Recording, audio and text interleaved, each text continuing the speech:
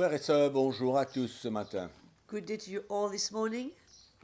Je suis sûr que vous avez passé un très bon week-end I'm sure that you had a very great weekend, dans le repos resting et dans la paix du Seigneur. in the peace of the Lord. Alléluia. Et pour les nouvelles du temps ce matin, comme vous pouvez le voir derrière nous, As far as the meteo is concerned this morning, the news of the weather you can see behind of us. le temps est un peu couvert It's cloudy et il fait frais. and it's quite cool. Amen. Donc, un petit verset ce matin dans le livre des Proverbes, chapitre 15, Let's turn to the book of Proverbs, chapter 15, for Le one ver- verse. le verset 1. Verse 1. Une réponse douce calme la fureur, A soft answer turns away wrath, mais une parole dure excite la colère. but a harsh word stirs up anger. Alléluia. En d'autres mots, on peut éteindre un petit peu le feu ou alors on peut exciter le feu. In other words, we can either quench the fire or in fact ignite the fire. Donc, je crois pour chacun d'entre nous, c'est un petit peu de sagesse que I think that l'auteur du for proverbe nous each donne. and every one of us, the writer of the book of Proverbs is giving us some wisdom. Alléluia. À se rappeler. Hein. We must remember that all the time. Audrey, un petit chant ce matin. Yes, Je suis sûr que ça va être très bien. I'm sure it's going to be fine. Amen. Hallelujah. As the deep panteth for the water, so my soul longeth unto thee. You alone are my heart's desire, and I long to worship thee. You alone are my strength, my shield, for you alone may my spirit yield. You alone are my heart's desire, and I long to worship thee.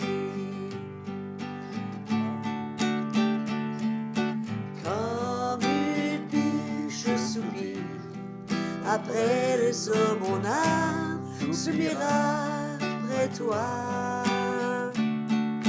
Toi seul est le désir de mon cœur, et je veux toujours t'adorer. Tu es mon bouclier, ma force, en toi seul mon esprit se soumet. Toi seul est le désir de mon cœur, et je veux toujours t'adorer. Toi seul est le désir de mon cœur, et je veux toujours t'adorer. Oui, je veux toujours t'adorer. Oui, je veux toujours t'adorer.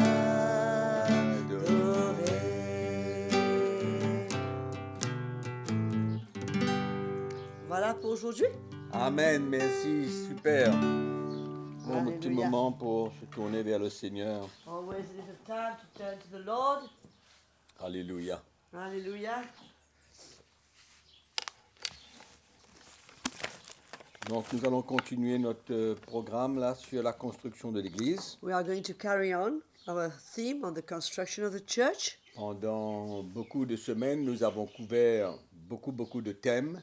For many weeks, we have covered many themes, aspects of the construction of the church. Et je pense que pendant ces 2 dernières sessions, I think for these last 2 sessions, je vais vous faire un petit résumé I want to make like a resume de plus de 70 semaines. of some 70 weeks. Donc ça ne va pas être très détaillé, It's not going to be very detailed. mais c'est simplement pour vous rappeler un petit peu tout ce que nous avons partagé. It's just to remind you what we have shared. Amen. Donc la première chose que je veux mentionner ce matin, c'est que nous devons accepter The first thing I need to want to mention this morning is that we should accept le message de la croix comme le fondement de notre vie. the message of the cross as a foundation of our life. C'est-à-dire, je vous rappelle le texte de Matthieu chapitre 16 au verset 24. Let me remind you, Matthew chapter 16, verse 24. On va aller rapidement We là-dessus. go quickly on this text again. Jésus dit à ses disciples, si quelqu'un veut venir après moi, qu'il renonce à lui-même, qu'il se charge de sa croix et qu'il me suive. Car celui qui voudra sauver sa vie, il la perdra, mais celui qui la perdra à cause de moi, la trouvera. Okay, chapter 16, verse 24. Then Jesus said to his disciples, if anyone desires to come after me, let him deny himself and take up his cross and follow me. For whoever desires to save his life will lose it, but whoever loses his life for my sake will find it. Amen. Amen. C'est clair, mes frères et sœurs. It's very clear, brothers and Nous sisters. avons mentionné plusieurs fois que We have mentioned many times ce message de Christ, that this message of Christ, cet appel du Seigneur pour renoncer à nous-mêmes et prendre notre croix, that call of Jesus to deny ourselves and take up our cross, était le fondement même de la chrétienté. was the very foundation of Christian life. En d'autres mots, chaque église doit avoir ce fondement en elle. Each church should be founded on that revelation. Et nous voyons comment l'apôtre Paul lui-même, And we see as Apostle Paul dans sa himself, première épître aux Corinthiens, in his first epistle to the il Corinthians, parle de ce fondement. he speaks about this Il a foundation. dit comment il a posé le fondement par la grâce de Dieu. He says how he laid that foundation by the grace of God. Et comme un sage architecte, il dit et un autre bâtit là-dessus. As a wise architect and someone else builds on it. C'est comme n'importe quel bâtiment qui a besoin d'un fondement It's pour like, que le reste se construise là-dessus. it's like any building that needs a foundation for the rest to be built upon that foundation. Et nous voyons dans le livre des Actes des Apôtres And we see in the book of Acts of the Apostles comment les chrétiens avaient compris cela. how the Christians had understood that. Parce que quand nous lisons, nous voyons qu'ils avaient perdu leur vie, ils n'étaient pas intéressés à préserver leur vie, As we can read, they were not interested in keeping their life, but on the contrary, they lost their life. et ils étaient prêts à tout, And they were ready for everything parce qu'ils avaient compris que leur vie ne leur appartenait plus, because they had understood that their life didn't belong to them anymore. et que cet appel du Seigneur pour prendre leur croix et le suivre And that call of the Lord to take their cross and follow Him, était réel parce que les premiers apôtres prêchaient ce message. it was a real because the first apostle preached that message. Amen. Et la deuxième chose qu'on a aussi beaucoup partagée, c'était dans le livre des Éphésiens au chapitre 4, verset 11. We also spoke a lot of the book of Ephesians, chapter 4, verse 11. Et je vais vous rappeler ce texte I want to remind you that scripture qui parle des ministères, that speaks of the ministries, les dons que Jésus a fait à l'Église. the gifts that Jesus has done to the church. Au chapitre 4, le verset 11, de livre des Éphésiens. Et il a donné les uns comme apôtres, les autres comme prophètes, les autres comme évangélistes, les autres comme pasteurs et docteurs, pour le perfectionnement des saints en vue de l'œuvre du ministère et de l'édification du corps de Christ. And he himself gave some to be apostles, some prophets, some evangelists, and some pastors and teachers for the equipping of the saints, for the work of the ministry, for the edifying of the body of Christ. Nous avons partagé comment c'était essentiel que ces ministères soient présents dans l'Église We have shared how these ministries really are vital to be present in the church, et que c'était impossible pour les chrétiens de grandir and that it was not possible for Christians to grow s'ils n'étaient pas en contact avec chaque onction, if they were not exposed to each of these chaque anointings, ministère, chaque don, each ministry, each gift. parce que les cinq étaient essentiels pour Because cette construction de la vie de chrétien. These 5 ministries were vital for the construction of the life of the Christian. Ce n'est pas une coïncidence It's not a coincidence que l'apôtre Paul parle de 5 ministères. that the Apostle Paul speaks about 5 ministries. Et aujourd'hui, nous voyons qu'il y a beaucoup d'églises où les chrétiens ne grandissent pas. And we see today many churches, Christians are not able to grow. Ils demeurent toujours dans une maturité très faible. They are still weak. Et donc, pourquoi la raison, c'est qu'ils ne sont pas en contact et qu'ils ne bénéficient pas de de toutes ces onctions. And the reason is that you are not in touch and are not benefiting from all these Et anointings. c'est comme ça que les chrétiens marchent dans la chair, This is how we find Christians walking in the flesh, parce qu'il n'y a pas de perfection dans leur vie. because there's no perfecting in their lives. Et l'apôtre Paul va un petit peu plus loin, il dit « Jusqu'à ce que nous soyons tous parvenus à l'unité de la foi, de la connaissance du Fils de Dieu, à l'état d'homme fait, à la mesure de la stature parfaite de Christ. » And Apostle Paul carries on and he says, till we all come to the unity of the faith and the knowledge of the Son of God, to a perfect man, to the measure of the stature of the fullness of Christ. Amen. Donc c'est clair qu'en dehors de ces saints ministères, il n'y a pas de possibilité d'avoir une église forte, avec des chrétiens qui sont spirituels, Therefore, it's clear that outside of these ministries, we are not able to have a strong church and a church where Christians are spiritual. et Paul parle à l'état d'homme fait, He's speaking of the full measure of the stature of Christ, parvenir à l'état d'homme fait. to reach that stature of fullness. Et nous voyons aussi dans les épîtres et dans les livres des Actes comment ces ministères travaillaient ensemble. And we also see in the epistles and in the book of Acts how these ministries work together. Ils étaient en relation, They were in relationship one with il y another. avait une soumission les uns aux autres, There was a submission one to another. et ils travaillaient et ils visitaient les They églises. were working together. They visited the C'était churches. une équipe de ministères différents, a team of different ministries, travaillant pour la maturité et le perfectionnement de working l'Église. for the maturity and the perfecting of the church. Amen. Troisième chose que je vais vous parler pour terminer, c'est le ministère de l'Esprit. The third thing I'd like to speak to you to close this meeting today is about the ministry of the Spirit. Parce qu'on peut construire par la connaissance, We can build by knowledge. et ça ne produira pas grand-chose. It won't build much. Mais It par won't contre, produce much.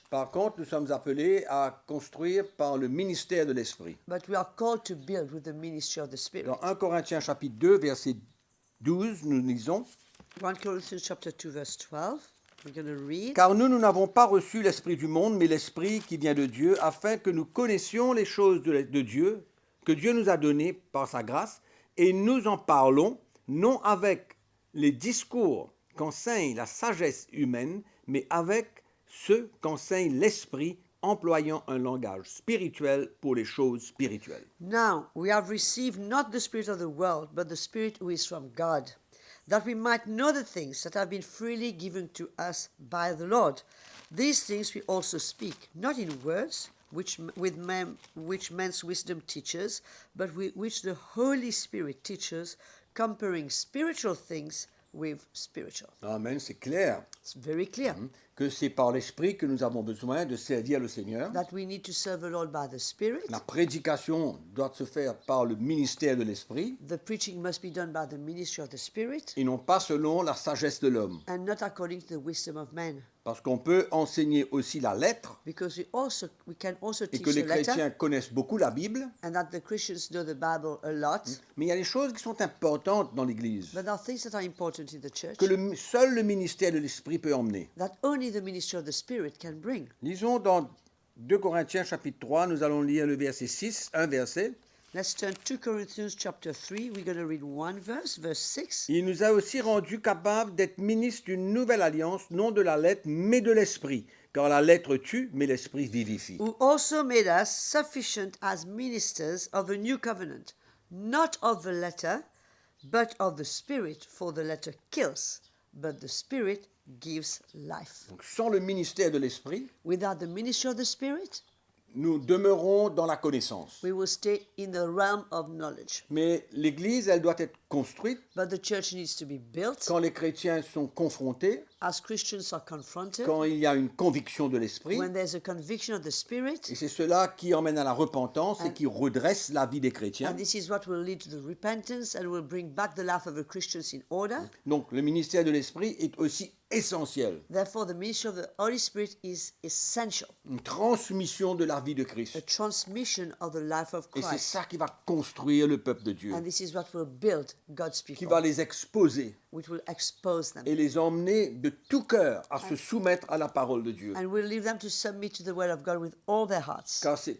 Quand c'est l'esprit qui agit, When the Spirit is at work, le chrétien se soumet the The Christian will submit par himself conviction by et de conviction tout son cœur. and with all his heart. Et c'est comme ça qu'il grandit. And this is how we will grow. Donc le ministère de l'Esprit est absolument important. Therefore, the ministry of the Spirit is very important. Amen. Donc nous avons vu ces trois petits thèmes-là que We've nous seen- avons développés pendant ces dernières semaines. We've seen these three themes that we've developed during these last weeks. Et demain, nous allons continuer encore un peu, Tomorrow we'll carry on une these deuxième session. in a second session. Amen. Amen. Entre-temps, In the meantime, bonne journée. have a great Et on day. vous retrouve demain à la même heure. Let's meet again tomorrow at the same time. Amen. Amen.